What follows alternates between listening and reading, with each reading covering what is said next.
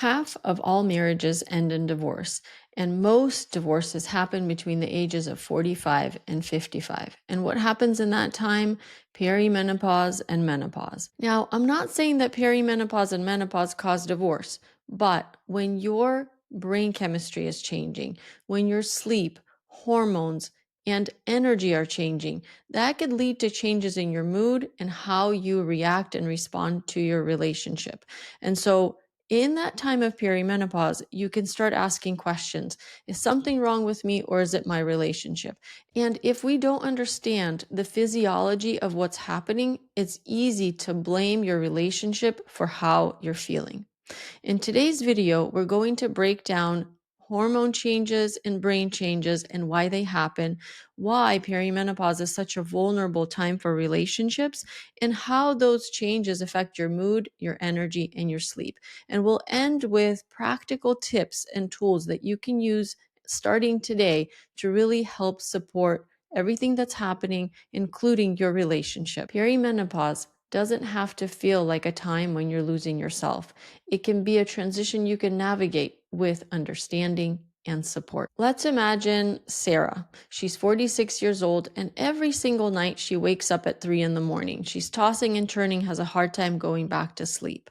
She finds herself losing patience with her partner during the day. She finds that small things set her off, and when she does go off, she feels guilty for it. She's having a hard time relating to her kids because she feels on edge, especially by the end of the day. Her partner becomes confused. He's not sure, is something changing in their relationship or is it her? He starts to pull away, and she starts to question, is it me? Is something wrong with me? Or is my marriage falling apart? Does that sound familiar? It's hard to feel different and feel like you're changing when everything around you is the same. You start to question your relationship, and you really start to question everything around you. And today we're going to be talking about why this time of perimenopause and menopause not only feels different hormonally, but also feels different in your relationships and what you can do about it. Hi, if you're new here and we haven't met, I'm Victoria. I'm a Yale trained clinician and science nerd looking to make relationships and health simple. I have a favor to ask. If you're liking the content on this channel, please subscribe. It does help our channel more than I can ever explain.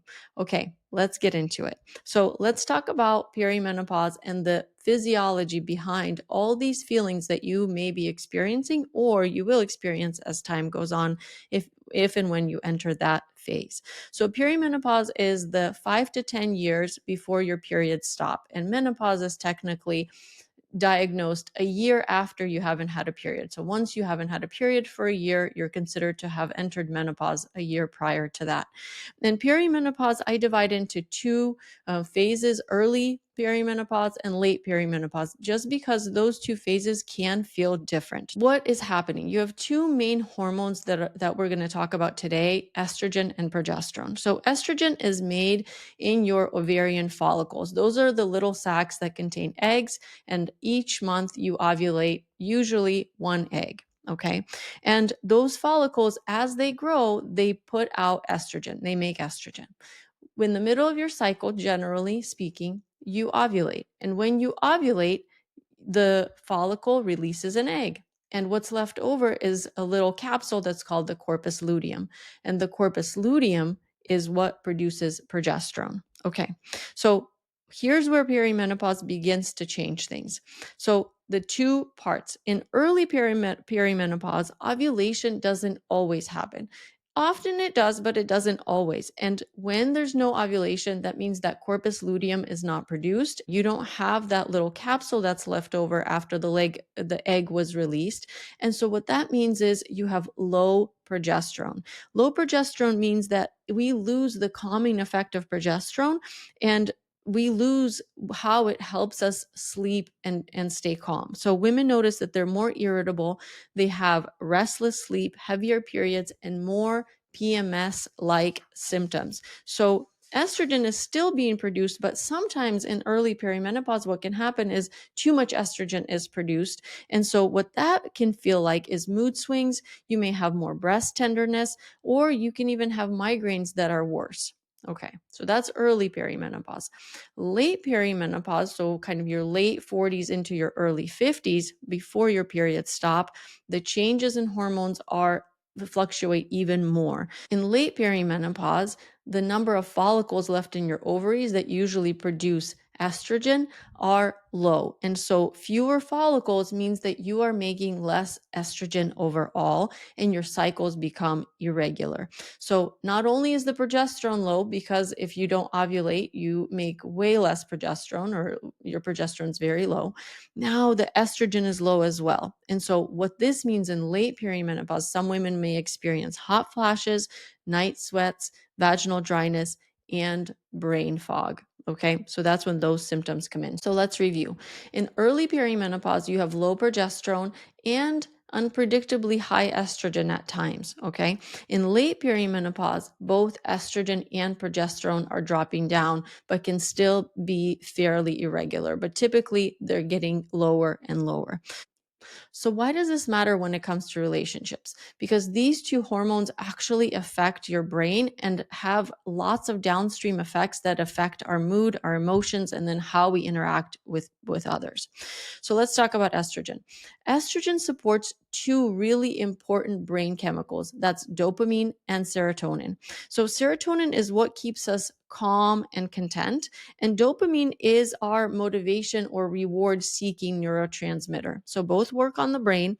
Estrogen talks directly to the brain by affecting these things. And research shows that estrogen boosts serotonin by increasing the production of serotonin and slowing down how quickly serotonin is broken down. And estrogen also improves dopamine release and how sensitive your body is to dopamine, how well that dopamine works. Okay. So when you have stable estrogen, your serotonin and your dopamine are steady. This means that you feel more balanced, you feel motivated, and you're more connected. But when estrogen starts to fluctuate, those brain chemicals also dip, and that's why in perimenopause you can have mood swings, brain fog, and loss of motivation. Okay? So that's estrogen. Now let's look at progesterone. Progesterone is the thing that calms our nervous system. Okay. So what progesterone does is when it's released, it goes to the brain, and in the brain, it is converted into allopregnanolone. Allopregnanolone is the chemical that binds to our GABA receptors that helps us feel calm, grounded, and helps us feel ready for sleep. But in perimenopause, ovulation isn't consistent. So, on the months that you don't ovulate and produce very little progesterone, you don't have that calming allopregnanolone effect on your brain. Without that calming effect, your nervous system is off balance. And so you can feel tired but wired, you can feel restless and anxious, and sleep can be impacted. Okay. So when sleep is impacted, it really sets off a whole set of other reactions. So when we don't sleep well, when we have poor sleep, our cortisol increases. So that's our stress hormone. When cortisol is high, it blunts our ability to be empathetic. It shifts our brain away from connection and more towards fight or flight. And so it decreases our ability to be patient. And that's why in perimenopause or when we're stressed, small conflicts can just feel so big and hard to navigate, and intimacy feels further away. So it's not your personality, it's your physiology that's shifting your ability to connect and your ability to feel calm, relaxed, and it ultimately impacts your sleep, which makes things worse. So let's talk about the four things that are happening and what that feels like in real life. And I alluded to some of this already, but I just want to be clear in terms of how these hormones can really impact how you feel and how you relate to others. So let's break it down. The first thing that we can notice is being more emotionally reactive. What does that mean? When progesterone is low, we have less ability to stay calm, Progesterone acts as a buffer, and suddenly a small misunderstanding or small disagreement, like whose turn is it to do the dishes, can feel explosive. Okay. And so it's not that the woman becomes overly sensitive, it's that she has lost her emotional buffer. Okay. What else? The second thing that can happen is women can experience brain fog or miscommunication. So, estrogen affects verbal fluency, so the ability to find words, and affects memory. And so, when estrogen fluctuates, it can be harder to find the right words in a conversation. It can be harder to remember an appointment. It could be harder to follow through on tasks. And so, your partner might feel like, you're being forgetful or you're not caring, when really it's the brain that's not getting the estrogen that it needs to make it work kind of crisply and make it work effectively and efficiently. So the third thing that can change is intimacy. When estrogen is lower, the natural lubricating effects of estrogen on the vulva and vagina are decreased, and that area becomes drier. The other thing that happens is the tissue itself becomes thinner. So that can affect intimacy and make intimacy feel less comfortable. The other thing that happens is less oxytocin is released when estrogen is lower. And oxytocin is our love and binding hormone. And when less of it is released, it kind of dampens the sensation of connection. And so to a partner, it might look like she's uninterested, but really she's probably interested, but just needs some tools to navigate this new phase and the newness of how all of it feels. And finally, that strain on empathy can happen. So, sleep is one of the biggest drivers of this. When sleep is disrupted and cortisol is high, our brain really has a harder time with patience and empathy. Harder to connect in conversations, harder to care, and even harder to forgive. And so this is not because the love is gone, it's just because the stress hormones are changing the balance from being in harmony and balance to really the stress hormones taking a toll. Okay. So when couples don't know the physiology behind this, they can start to question the relationship and, their ability to turn each other on, their ability to connect, to forgive, to be emotional with one another, to feel the feelings of love. Okay. And so it's important that we understand that the physiology is changing and there are great ways that you can support all of this and come out on the other side stronger. Okay. The good news is that there are tools to help buffer all of this. The other good news is that once those hormonal shifts change and once a woman enters menopause, things seem to settle down and are more stable. Okay. So let's walk through the tools that you can start using now, or you can tuck, in your back pocket for when perimenopause happens, so that you know that you can do this. Really, these tools you can start using today. They're amazing for all of us. And, as I'm talking to you about it, I'm telling myself and reminding myself that these things are important. So, tool number one, sleep. Sleep is medicine. And as I talked about before, disruptions in sleep, shortened sleep really impact cortisol and really impact your mood. And so sleep helps us emotionally regulate. Even one night of bad sleep raises your cortisol levels and makes it where your amygdala starts to be overreactive. And your amygdala is your emotional control center, where instead of being rational and using the rational parts of your brain, the amygdala starts to take over and makes you, do and act based on your emotions alone, which means you can be more irritable, less empathetic, and less able to navigate conflict. So, what can you do about this? Sleep consistency is key. Going to sleep at the same time and waking up at the same time, even on weekends. The environment that you sleep in is also important. So, what does that look like? Having a dark room, having a cool environment that tells your brain that it's safe and you can rest. Okay. Exposing yourself to morning sunlight. 10 minutes of morning sunlight. And yes, you can start with 2 minutes and build up to 10. 10 minutes of morning sunlight in the first half hour to hour of waking up makes your body release more cortisol. So if you release more cortisol, you have less stored up for later, for when you're supposed to be resting in the evening time. your body has released more of it in the morning. So you want to kind of tell your body, no, release as much cortisol as possible in the morning, so I don't have to deal with this through the day and in the evening. Okay. So that morning light exposure resets your circadian rhythm and again decreases that nighttime cortisol. So when women prioritize sleep hygiene, what the studies show is that they have fewer hot flashes, they have better mood stability, and their communication with their partners is smoother. So sleep literally repairs your empathy and how empathetic you can be and how well you can connect with your partner. Tip or tool number 2, using stress resets. Yes, we all are exposed to stress. How can we reset it? So in perimenopause, those cortisol levels are often higher because of the sleep disruption, and then the other hormones also impact your cortisol.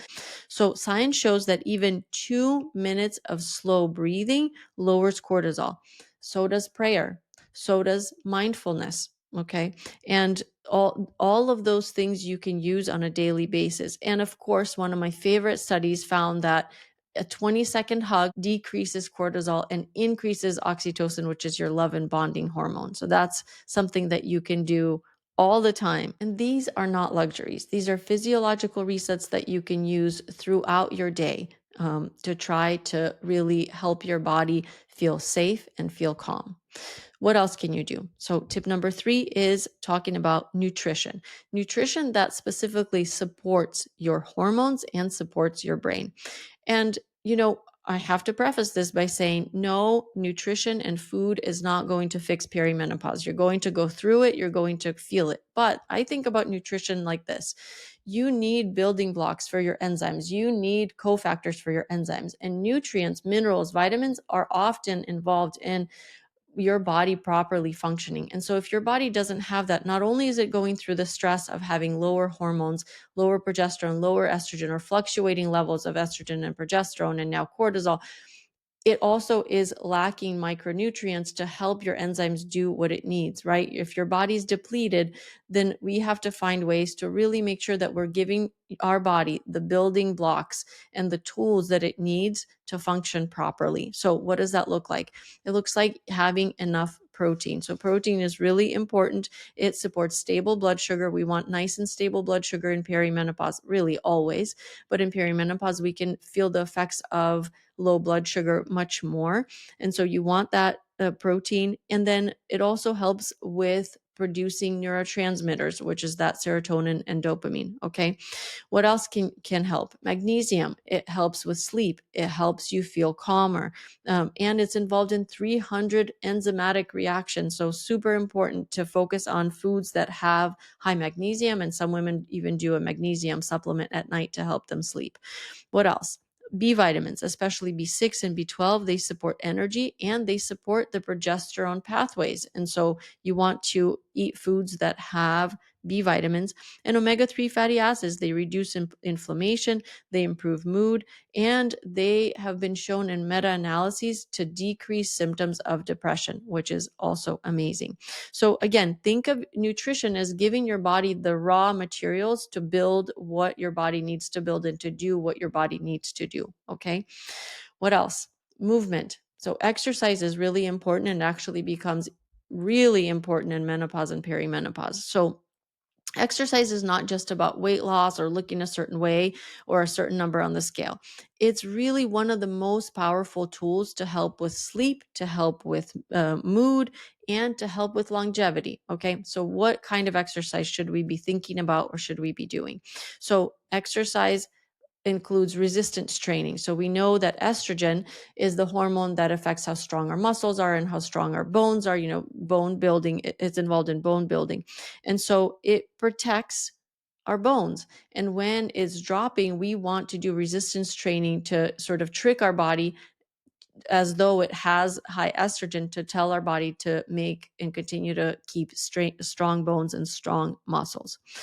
Cardio is also important. So when I say cardio, I'm talking about a specific type of cardio that's been shown to help. And I'm talking about what we call zone 2 cardio. And zone 2 talks about the range of where your heart rate should be while you're doing this type of cardio. And so really the level of exertion is typically where you're doing the cardio, you can talk, during the cardio, but you can't sing. So it's a brisk walk, it's cycling, it's swimming at a comfortable pace. And the data shows that 150 minutes of cardio a week, so that's 50 minutes 3 times a week, or 30 minutes 5 days a week of this type of cardio, like brisk walking, things like that. So this type of cardio, zone 2 cardio, is important for your mitochondria to function well. And your mitochondria are the energy centers of your cells. And we age based on how our mitochondria functions or ages. And so we want to do all the things to help our mitochondria function well. So the cardio directly buffers us from many changes that women feel in perimenopause. What else in terms of movement? So research shows that even 20 minutes of brisk walking or lifting weights 3 times a week can make a difference. So we're not talking hours and hours and hours, but even 20 minutes 3 times a week can make a difference. And research also shows that women who exercise regularly in perimenopause had fewer hot flashes, they slept better, and they had more consistent energy. So even more reason for us to make sure that we are exercising regularly.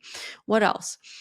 You can also consider getting medical or clinical support. And so, what I'm talking about is hormone therapy. For eligible women, hormone therapy might be the thing that you need. If these lifestyle changes aren't working or are not moving the needle enough, hormone therapy might be the thing that you need. That's individualized for you, where you are in your perimenopause journey, what symptoms you're having. And so, working with a clinician that's skilled in this area is important, and asking if this might be an option for you. Okay. And so medical support or receiving this type of support isn't failure. It is another tool that can be helpful for some women. And so definitely something to consider.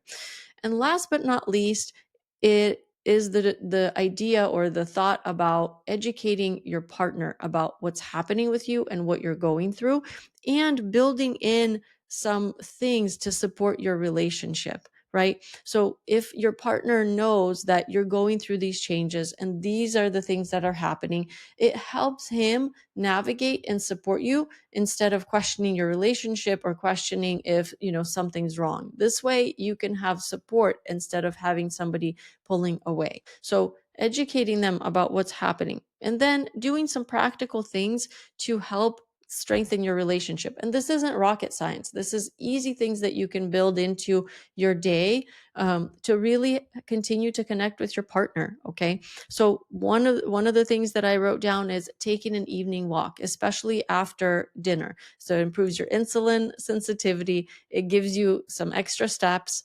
and helps you connect with your partner. So it's like 3 things in one. I can't recommend it more. What about having tech-free dinners? So dinners where we don't have technology with us at the table or on the table. There was a study that showed in 2023 that when a phone is turned off and it's laying on the table face down, part of our brain is still working to resist checking it.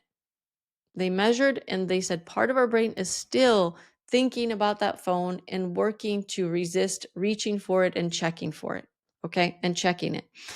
This is called brain drain, and it reduces memory, focus, and presence. And what it leads to is less connection, less attentiveness, and it reduces your presence, your memory, and your focus during a conversation at dinner, which is crazy to me. The fact that a phone that's completely turned off is laying on the table and nothing's happening, and we are still thinking about it in the back of our mind as we're having a conversation with our loved one. So having a dinner that's tech free, no technology, on the table, by the table, move it away, put it in a drawer, and connect, talking to each other without technology is another tool to strengthen our relationships. And then having weekly check-ins, one time a week where we schedule a time to check in with one another. It could be formal, it could be informal, it could be on that walk, where we just say, hey, how are you feeling? How are things going for you? a way to check in and to make sure that we are continuing to strengthen our relationship bond. Okay. So these are not huge gestures. These are small actions that help our relationship feel safe and stable during a time that could really feel destabilizing. Perimenopause is not a personality change. It is a physiological transition. And when we ignore that, women can feel isolated, misunderstood, or even blamed.